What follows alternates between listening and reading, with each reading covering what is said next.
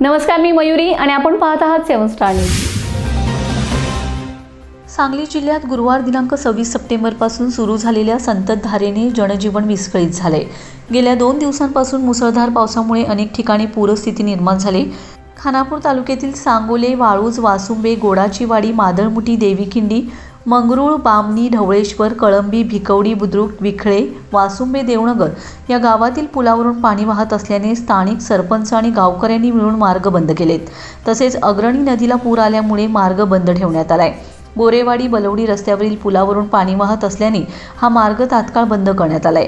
Karanje Khanapur road पाण्याखाली गेल्याने प्रवास पूर्णपणे धोकादायक ठरला असून पूल तुटण्याची भीती स्थानिक ग्रामस्थांनी व्यक्त केली। दरम्यान तासगाव भिवघाट मार्गावरील करंजे येथील पुलावरून पाणी वाहत असल्याने वाहतूक बंद करण्यात आल्याची माहिती समोर आली। फक्त सांगलीच नव्हे तर राज्यातील विविध भागातही पावसाने हाहाकार माजवला असून प्रशासनाने नागरिकांना सतर्क राहण्याचे आवाहन केले।